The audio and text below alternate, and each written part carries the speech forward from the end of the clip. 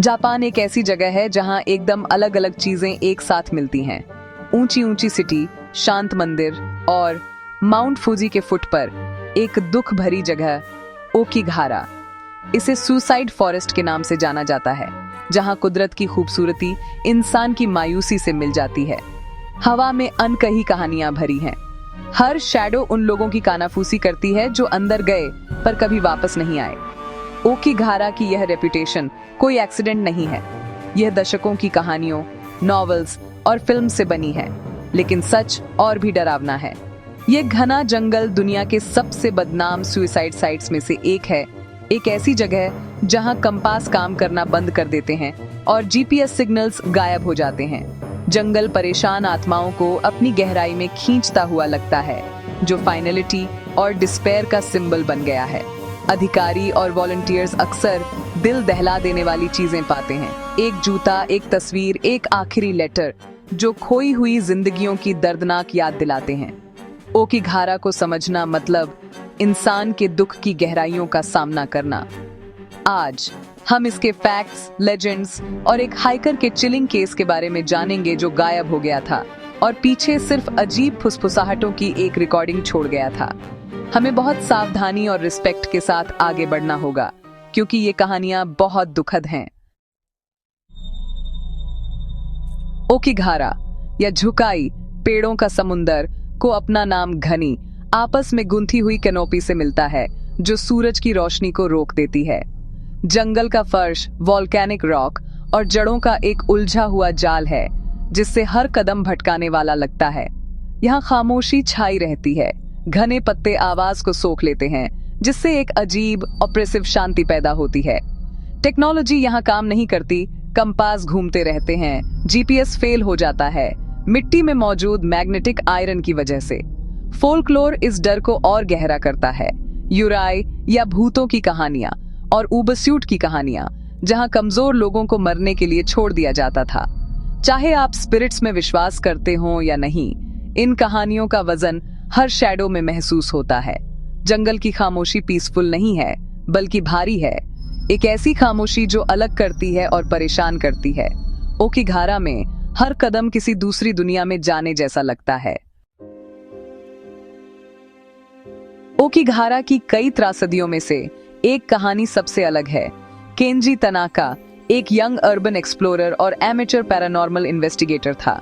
Kenji मौत नहीं ढूंढ रहा था, वह जंगल के रहस्यों से अट्रैक्टेड था।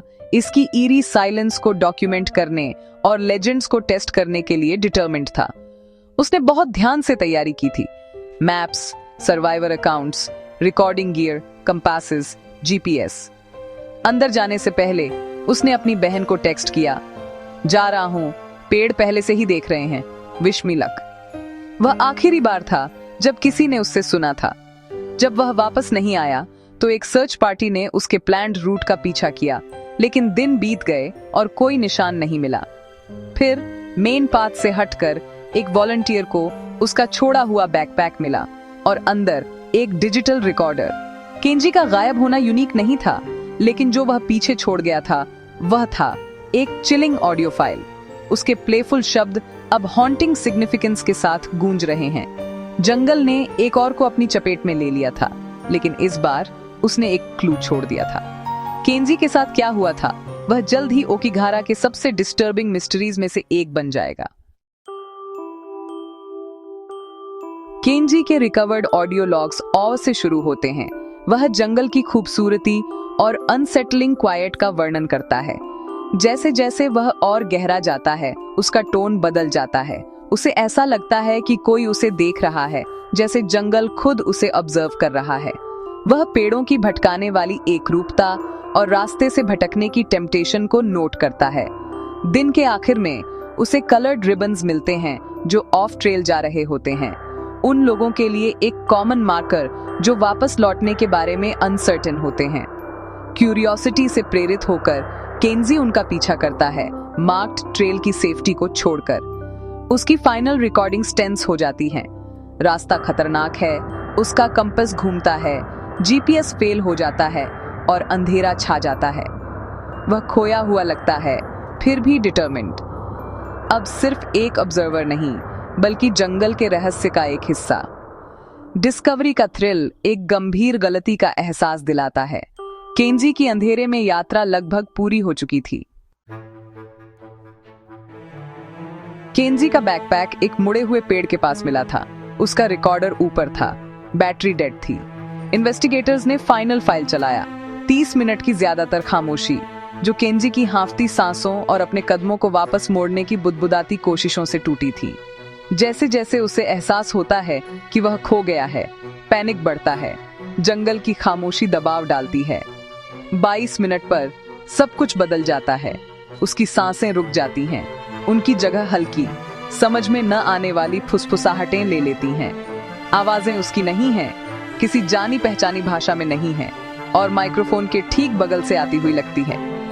कुछ मिनटों के बाद केंजी एक आखिरी शब्द बोलता है, वाकारी माशिता। मैं समझ गया। उसका टोन शांत, रिजाइंड है। फुसफुसाहटें रुक जाती हैं, खामोशी लौट आती है और रिकॉर्डिंग खत्म हो जाती है। यह केंजी का आखिरी संदेश था। जंगल के दिल में छोड़ा गया एक चिलिंग एनिग्मा, उसके अस्तित्व का आखिरी निशान। हॉन्टिंग ऑडियो ने केंजी की तलाश को फिर से जगा दिया, लेकिन जंगल ने कोई जवाब नहीं दिया। सर्चर्स ने इलाके को छान मारा, लेकिन कोई निशान नहीं मिला। कोई पद चिन्ह नहीं, कोई संघर्ष नहीं, कुछ भी नहीं। कुत्तों ने गंध खो दी और जंगल अपने रहस्यों को उजागर करने के हर प्रयास का विरोध करता हुआ लगा। खामोशी नहीं टूटी, रहस्य गहरा गया। आखिरकार ऑफिशियल सर्च खत्म हो गई। केंजी का मामला एक और अनसुलझी गुमशुदगी के रूप में बंद हो गया। उसके परिवार और उन लोगों के लिए जिन्होंने रिकॉर्डिंग सुनी थी, सवाल बने रहे। उसने क्या समझा, कौन या क्या अंधेरे में फुसफुसा रहा था? जंगल ने अपने रहस्य रखे, अपनी लेजेंड में एक और परत जोड़ दी। कहानी सर्च के साथ खत्म नहीं हुई। एमेचर स्लूथ्स और पैरानॉर्मल एंथुसियास्ट ने रहस्य को सुलझाना शुरू किया। केंजी की आखिरी रिकॉर्डिंग्स में जंगल में गहरे एक छत की झलक का जिक्र था। महीनों बाद हाइकर्स को एक हिडन क्लीयरिंग में एक छोड़ा हुआ कैबिन मिला, जो वेजिटेशन से ढका हुआ था। अंदर डिके, एक टूटी हुई कुर्सी और पर्सनल इफेक्ट्स का एक ढेर। पुराने आईडी, एक बच्चे का खिलौना, एक महिला की ईयरिंग, जैसे चढ़ावे के रूप में छोड़े गए हों। कैबिन खुद जंगल से भी ज्यादा ठंडा, ज्यादा शांत महसूस हुआ। खोई हुई आत्माओं के लिए एक गुप्त कब्र। क्या केंजी को यह जगह मिली थी? क्या फुसफुसाहटें दूसरों की थीं, जिन्होंने अपनी यात्रा यहाँ खत्म की थी? कैबिन ने कोई जवाब नहीं दिया, केवल रहस्य को गहरा किया। ये जंगल के दुख का एक खामोश गवाह बनकर खड़ा था।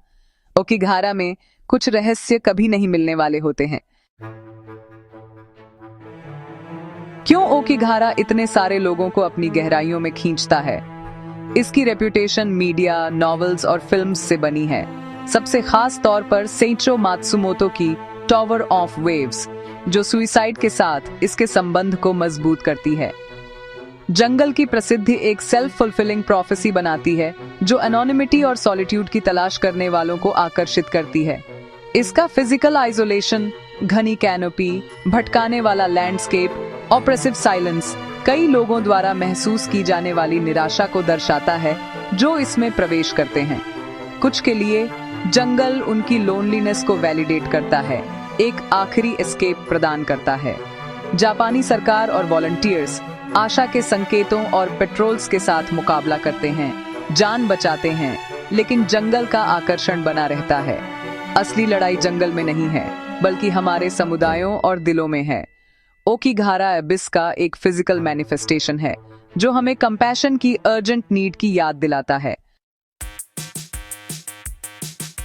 केंजी की कहानी और अनगिनत अन्य लोगों की कहानियां हमें मेंटल हेल्थ और लोनलीनेस की रियलिटीज का सामना करने के लिए मजबूर करती हैं। ओकिगाहरा एक आईना है जो उस दर्द को दर्शाता है जिसे हम अक्सर अनदेखा करते हैं। फुसफुसाहटें एक रहस्य बनी रह सकती हैं, लेकिन उनका संदेश स्पष्ट है। हमें दर्द की आवाजों को सुनने की जरूरत है, इससे पहले कि वे शांत हो जाएं। जो वॉलंटियर्स आशा प्रदान करते हैं, वे जंगल के खिंचाव के खिलाफ एक पावरफुल काउंटर फोर्स हैं। समाधान पेड़ों को काटना नहीं है, बल्कि लोगों के बीच मजबूत संबंध बनाना है। केंजी का भाग्य क्यूरियोसिटी और अंधेरे के आकर्षण के बारे में एक कॉशनरी टेल है। लेकिन यह भी कि हमें यह समझने की जरूरत है कि हमें क्या डराता है। आखिर में ओकिगाहरा सिर्फ एक सुसाइड फॉरेस्ट से कहीं ज्यादा है। ये एक दूसरे का ख्याल रखने की याद दिलाता है। जंगल अपने रहस्य रखता है, लेकिन सबक उन लोगों के लिए हैं जो देखने को तैयार हैं।